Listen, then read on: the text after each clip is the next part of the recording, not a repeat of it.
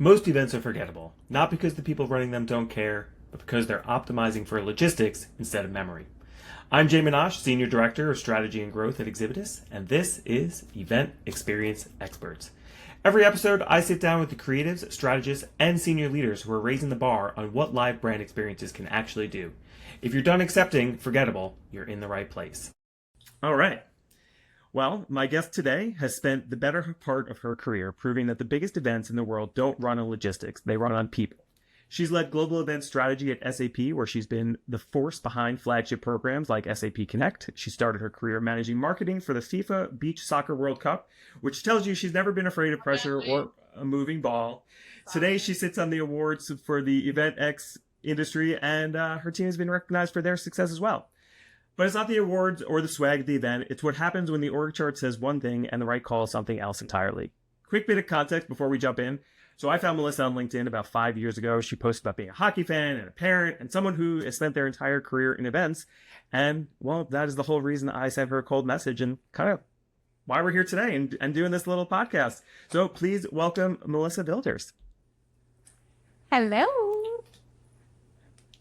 Well, I say welcome, but it's really just, me and you. I don't even know why I put that It's part just in. the two of us. Very casual chit chat. Yeah, I was talking to somebody about this earlier. I'm like, there's going to be like at least 6 or 7 people that see and view this thing. I'm hoping it's more, but I can guarantee there will be at least that many. You never know. Might be going viral. Who knows? That's true. Well, I guess I'll just jump right into my questions. So, events, obviously, we both believe in the power of the events. What was the moment in your career that you realized that events are more powerful than any other medium and they could do just much more than that? Yeah. And honestly, I don't think there was like one single moment that I came to that realization. I think it was something I noticed really over time. You can send email, you can publish content on LinkedIn. I do it all the time. You can host webinar, but really there's nothing, especially nowadays with AI and all that fakeness around us, that replace bringing people into the same room. And so, like you say, I've spent 15 years, I think almost 15 years at SAP. I've led Success Connect. More recently, I'm leading the Partner Summit series.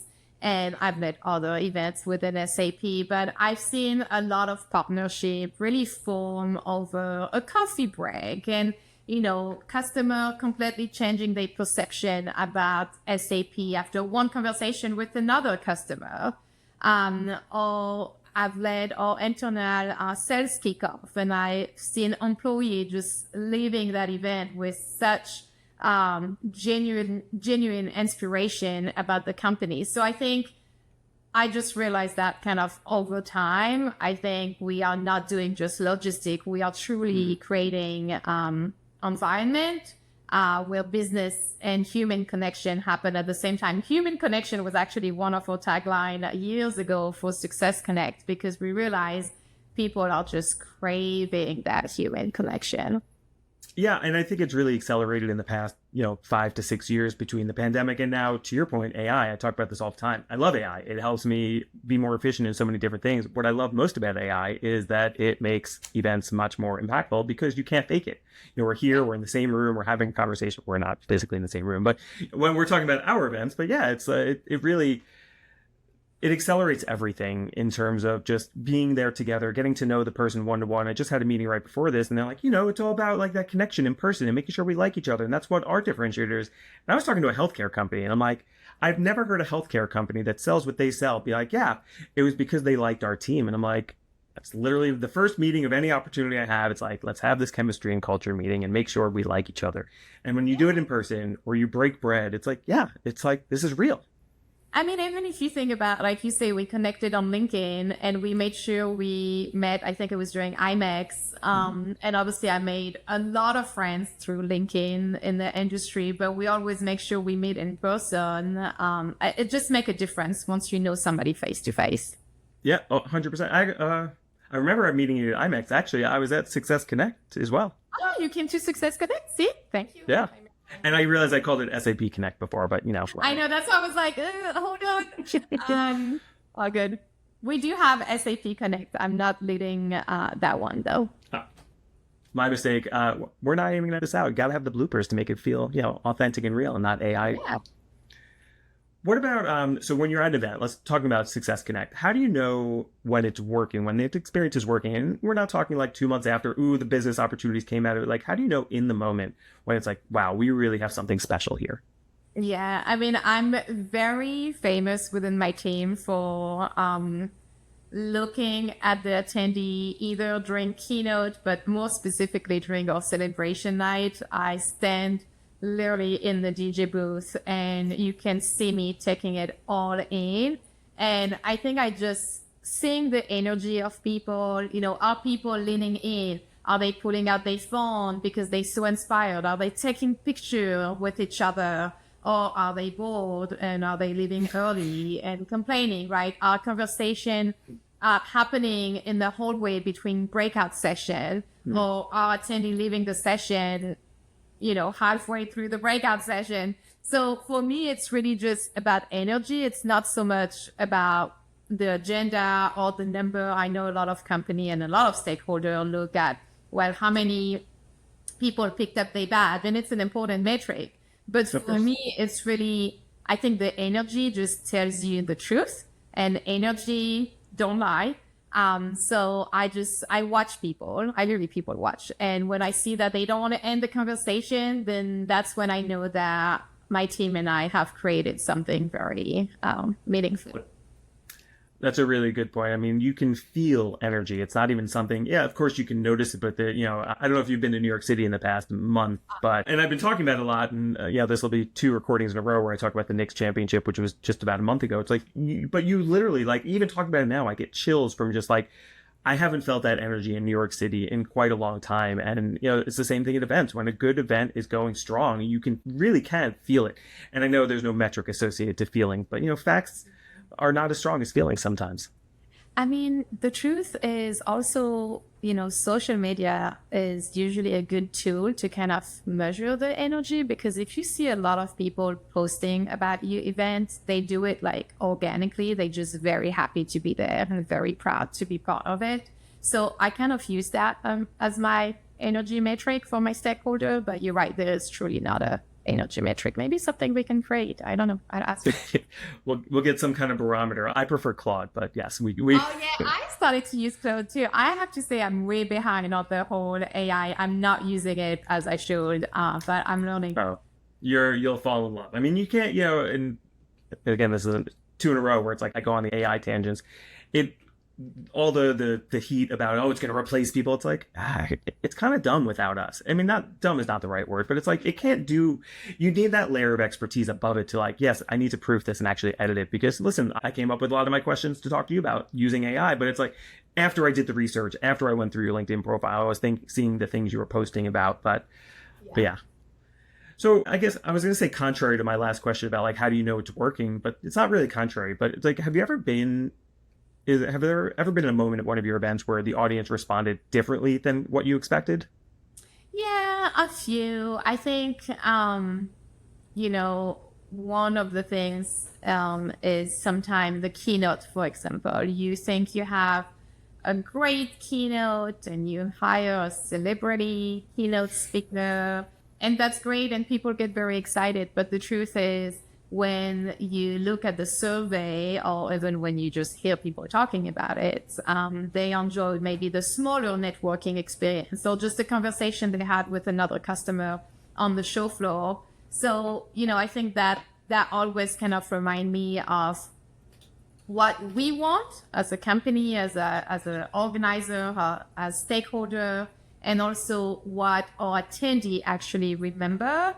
I don't think they remember a perfect run of show.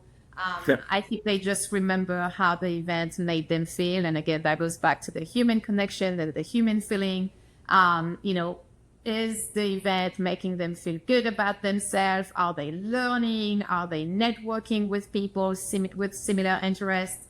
And so it's just like those type of moment where I can see, okay, well, they done with the keynote. They're out of the door before the keynote is ending. They just want to go to the welcome reception, because that's where they get that connection. So that happened a few times, but really, I never had an event where, the audience was like so disappointed in a specific area. So I guess I've been lucky. Yeah, I mean, I think it's being work in the B2B event world. I don't think you're ever going to see that kind of like hate and vitriol you might see on social media for like a more B2C event. But, and you talked about it a little bit. So, because you've had some rock star keynote speakers at your events, have you moved away from that and, based on these learnings? It really depends on each event within SAP. Obviously, it's a budget question. So certain events have higher budget than other. And also it's really based on sometimes stakeholder preference. Sometimes it's based off study that we do with our attendee. So we obviously have a big range of events within SAP. We have different line of business. So we don't run every event the same way. So I would say some of them still have a lot of celebrity speaker. The one that I'm leading right now, the SAP Partner Summit, we do not get celebrity speaker, and we still get very good keynote feedback. I mean, that makes sense. I'm as much as though I was at South by Southwest and I saw some of the coolest speakers I've ever seen. Sometimes I actually did better, and for me, he was a rock star. Will Guidara spoke at South by Southwest. I got into it last second, which if you went to the bigger keynotes at South by, it's like you better be there at least 30 minutes to an hour before to even get a seat, let alone a good seat. Yeah. Whereas I got into his session a minute before, and I was like, this was such an impactful session for me because I just finished reading, I think it was the second time I read it, Unreasonable Hospitality, and he was there, and it's like, he's not this huge name. Do you know who Will Guidara is? Yeah. Yeah, so he's he used to be the owner of 11 Madison Park. He wrote the book Unreasonable Hospitality, which you haven't read. I highly, highly recommend. It speaks a lot to our world, but it's like, to that, your exact point, it's like, it wasn't the rock star speaker. It was the serendipitous moments I had where I did sit next to someone. It's like, oh, you happen to be in the same industry as me at South by Southwest, which is really rare that and that was one of the bigger keynotes where I sat next to somebody where it's like, oh my God, this is somebody I could actually really want to talk to, and had no idea before that. So yeah, I think it really does hit home. And I'm gonna change my order a little because I was gonna ask a different question next, but you mentioned something about stakeholders getting involved. So at the scale of SAP, which is obviously one of the biggest companies in the world, you've got stakeholders everywhere with opinions about how events should go. When a stakeholder comes to you and they try to override the call your team or one of your vendors is really best positioned to make, how do you handle that? And I'll ask a second part to that. What has it taught you about who deserves that final say? Yeah. First of all, I would say I've been extremely lucky at SAP. I've always had an amazing relationship with my stakeholder. So there's a lot of trust both between them and me. So usually they listen to my recommendation, but I would say my number one thing on how to kind of handle it is I always assume positive intent first. I think we all want the same thing. We just go about it differently because we have different KPI and we are in different role. So first of all, assuming positive intent on their side, and I hope they assume the same on my side. We are trying to achieve a business outcome, and while me and my team, we thinking about execution and really the attendee experience, we just have different perspectives. So my job is really to explain not just what we're recommending, but why. And I always go with an explanation. I always try to understand the request. I never say no. I take the request and I digest it. I talk to my team about it. Even if I know it's totally unrealistic and it's not going to happen, I still take the time to, just look at the request and digest it before I say no. And sometimes we just have to agree to disagree. And, we, at the end, I make a recommendation. My team make a recommendation to me. My vendor make a recommendation to me. I relay that information, but ultimately, some of the stakeholders have the final say. So, you got to pick your battles sometimes. Yeah, well, that is for sure. I've learned that life lesson many times over. But there's something, and my boss actually says this a lot as well.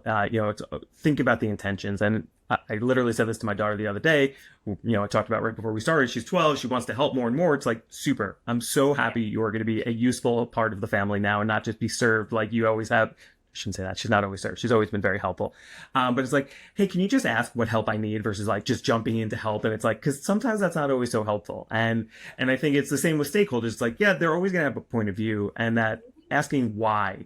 And I pulled this quote, I will say, from Ted Lasso. I know it, I think it's Walt Whitman actually, but it's like, be curious, not judgmental. So ask that, like, what? So like, tell me why. Because if you go straight into like, sorry, we're not going to be able to do that, which is often my response as a parent. But in the business world, it's like, well, tell me why you said that, or tell me why you think that. Because if I understand why you're thinking that, I can come back with like, well, this is what our objective is for this event. And I think that's probably how you're handling the stakeholders. But it's really nice to hear at such a big company that like they clearly trust you. And you've also been there 15 years, so I'm sure that helps. Been there for a long time. And also, honestly, sometimes if they want to go into a different direction, my job is to make sure they understand the trade-off. And I think once people understand the operational impact that some of those decisions have, they usually become like better partner in those decisions instead of being like, opponent and, it's me versus you. It's like we all have the same goal. Sometimes I think at a certain level, they may not understand how a small decision can have such a domino effect, even when it comes to budget. So it's just like a lot of education that we have to do. And I don't mind doing it. I don't. Oh, it makes you a good partner. I mean, again, it comes down to the why and giving them the full picture, because, often when it seems like a little request, it's like, well, yes, it is if you're looking at it through this lens. But when you open up the lens and you see, it's like, well, it's going to affect our load in, it's going to affect our load out, it's going to affect setting up this space and that space and the catering and these people coming in, the registration. It's like, oh, wow, there's more to this event than I ever imagined. And it's like when people call event people party planners, it's like, you have no idea what you just said. Oh, I wish. Yeah. Party, but yeah, no. Listen, even the parties we plan, we hosted Thanksgiving at our house. This is going almost 2 years ago now. We had 30 people here, and there was a spreadsheet involved. And of course, because I'm married to an event producer as well, and it's like each of the oven, the microwave, the air fryer, the convection oven, each had their own column. They each had a color. They had, here's the food item going in. Here's what time it needs going. Here's what time it comes out. Here's the temperature. It's like, yeah, you can call any event person a party planner. It's like, but give it a try. See who's going to figure this out and who's not. And the event planner or producer will always win. Yep. All right. Well, the next area is, so I wanted to bring it up because you post quite a bit about the people behind the scenes, and we all know it literally takes an army of people to produce any size scale event. So, when you're talking about like AV techs or security or catering, they can make or break the event. And they're going to remember how they were treated. What's a moment where trusting one of the quote unquote behind the scenes people paid off in a way that the org chart would never have predicted? Yeah, and I love that you're mentioning the org chart shop, because for me, I don't like titles in corporate America, and I know that's how this works. But to me, I learned that titles don't determine expertise, really. And so for me, some of the best decisions I've made came from listening to an AV lead, who's worked thousands of shows, or a catering manager who understands how the attendee flow works better than anyone else. Or my security team, we work with a company called PowerMeal, and they're amazing. And they can spot, a risk before I can even think about it. And so for me, I really treat my vendors as a true partner instead of just a supplier. They are a true extension of the team. They are trusted, and I actually encourage them to not say yes to all of my requests, because sometimes I do come up with crazy requests, and I do appreciate when they're like, hey, Melissa, no, this is not going to happen. We cannot do this because of that. We need to open the keynote at this time. So really, they're not just executing my plan or my team's plan. They really are protecting our event. And honestly, I always say my vendor are there to make us look good. They make the magic happen. We are just here to kind of provide the guideline and the guardrail and make sure the strategy is being followed. But really, I think I've lost track of how many issues or potential issues were avoided because someone on the ground felt comfortable enough to speak or take action. Because again, I want them to make decisions, especially when we are on site. I never want to be in a situation where somebody has to come to me or to my project manager when there is something that needs to be decided in a matter of minutes. I trust all the partners that we have to make the right decision. So I listen to all of my vendors. Sometimes I don't agree, but I listen. Yeah, but again, it comes down. It's similar to the stakeholder question. It's like the why behind it. It's like you have to understand. Like they're coming with a point of view. So let's hear it out. Maybe they're going to save you some time, some money, some stress. Usually some stress. And I even like the juxtaposition because I don't like the word vendor or supplier because this is a team sport internally and externally. It's like if you're not relying on the entire team and you don't feel you can, well, you're not working with the right people. And that doesn't matter if it's whether it's on the Exhibitus team or the SAP team or one of your other partners. It's like you got to trust, and you know that you're hiring them as an expert in their field, so treat them as a partner and listen to those things. Yes, there are always going to be self motivations driving certain things, but so no, but I appreciate that perspective. All right, a little bit more fun question. No, we're not. Fun question. I don't. Well, I'm glad to hear it. So, all right, well, let's get into the next question is, what are you watching, reading, or experiencing outside of this industry that's changing how you think about your work inside it? What am I watching? Honestly, I'm watching, I think people,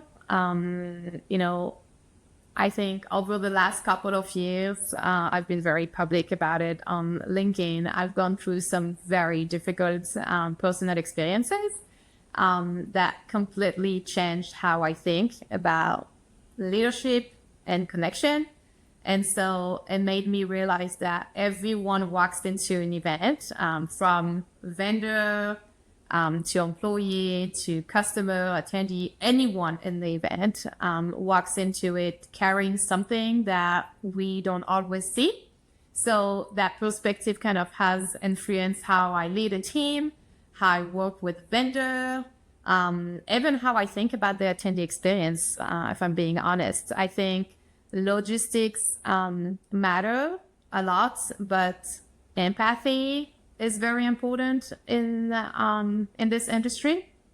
And so for me, the best event doesn't just give content to people. It's really about making them feel seen and making them feel good about themselves and just the moments that they are in. So more just observing people, a lot of psychology. I'm not really watching per se anything or reading specific books about it. It's more from my own experience and my own feelings. Yeah, no, I think everybody could use a little bit more empathy and taking that step back. And I'm noticing a theme in our conversations about being curious and not being so judgmental. It's like you have no idea what's going on in somebody's life, and you have no idea whatever response they have to you in a certain moment. And I think being a parent has really taught me that more than anything, where it's like I see my kid come home from school and blow up. I'm like, I just gave you a snack. Like, what is going on here? And it's like, but when I was younger, it's like I didn't ask questions. Even with my kids, it's like I remember very clear moments when my son especially was like in that 3-year range where it's like, whew, that was a tough time with kids, let me tell you. But it's like, what is going on here? Let me take a break, demonstrate the behavior you want to see. But it's like, it's hard to talk to a 3-year-old, which I'm sure you're very well aware. But it's like, I know. Yeah. Yeah, but taking a break and like, not a break, but taking a step back and like, all right, let's look at this situation again, like the stakeholders, like your partners. And it's like, let me just ask what's going on here and get a better feel. And sometimes you don't have the opportunity to ask, but it's like, if you're able to make those observations and you can see if someone's hurting or someone just looks off, like for me, reading people is one of the things I think is a strength of mine. And I can very quickly tell when it's like, you're not acting like yourself right now. Whether it's like the third time I've ever spoken to somebody or it's like the 100th time. It's obviously there are different feels, but you did. You sent me a message. You were like, you disappeared from LinkedIn. Are you okay? So you are good at sensing when somebody is going through something. I also that's a thing that I've taken out of, I don't know, past decade. I'll say it's like if someone pops in my brain, I'm like, there's a reason, and I will in most cases be like, hey, what's going on? Yeah, and that's it. And yeah, I think it's really important. And there was one of your posts that really like hit home for me. It's like events can be a break for people. Like you don't know what they're getting a break from, and again, I'm going to talk about my kids again, but my daughter, when she was really young, she's like, oh, Daddy, are you going on vacation? And I'm like, listen, honey, I am traveling for work. Yes, you are right. But this is not vacation. I'm typically working instead of these 7 to 8 hours a day or 9 hours a day. It's like 10, 12, 14 hours in a day. And then I started to think, I'm like, well, I get to eat what I want. Sleep in my own bed. Nobody's waking me up. Nobody's asking me for anything. I take care of myself. Yeah, honey, Daddy's going on a work vacation this week. You're right. It's true. It's a nice break. No matter what, you running from, it could be from the kids that's, asking a gazillion of questions, or from a bad spouse, or from, taking care of your elderly parents and you need a break. I think events does give relief to people. And I think that's something we need to remember. At the end of the day, everybody's going through something, and it doesn't have to be something crazy. It can be something small. And I hate to minimize what someone is going through. So I think just remembering that we are giving people an opportunity to be with themselves, have a great moment, is something that I think is amazing that we can do. Yeah, and I think again, to your point, it comes down to empathy, and I can't speak for the whole world, but I can certainly speak to my world. And there should be more empathy out there. It's like just think for a second. Yeah. All right. Well, I have one more question for you. Okay. What would you tell yourself at the start of your career? And this is there's so many things I know I would tell myself, and I continuously talk to myself in my head all the time. But what would you tell yourself at the start of your career that it's like, I don't know, it doesn't even need to be event related. Maybe it's just career related, but what would you tell yourself? So I would tell myself so many things. But career related, I would tell myself that, your career is really built on relationships more than on perfection. I think that's something I learned being in corporate America. Relationship with your stakeholder, relationship with your vendor, relationship with your peers, will take you further than anything else. Early on, I think I thought, for me, success meant having every answer and never making mistakes, right? Working like crazy and never taking a break. And obviously I've learned, I'm more mature now. And so now I know that people remember how you made them feel to work with. So be curious, be kind, own your mistake quickly. We are not perfect. Even if you are leading an event and leading a team, it's, how many times I had to tell someone, hey, I'm sorry, you were actually right, and I apologize.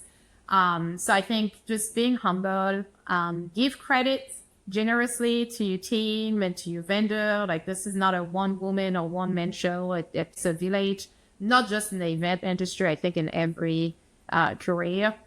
Mm-hmm. And then I think one last thing I would say is don't wait for confidence before raising your hand.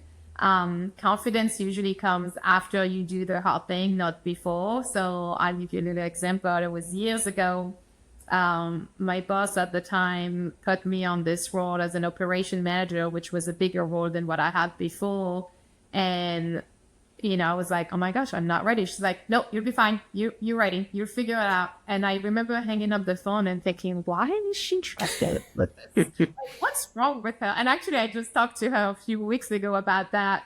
And she was right. It's like, you don't need to have all of the answer. You have a team, and as long as you have the right people around you, you will succeed. And so, and take it easy. I mean, there's so many things I can ask about or continue on there, but the figure it out mentality is the key to events. I would say more so the key to life.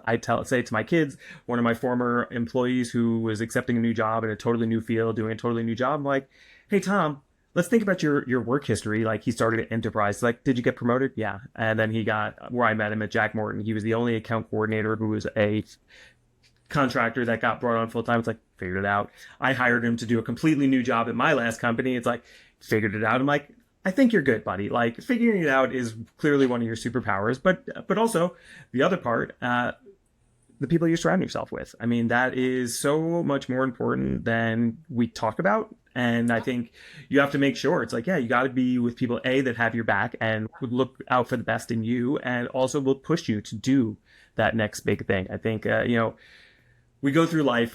Life is short, but, so much caution, and I'm not sure, am I ready for this? It took me until I was probably 38 or 39 to have like true confidence. And it's like, it changed my life to realize it's like, I think I'm good at this, So yeah, take the chance. Honestly, I think also we put so much weight on what other people think.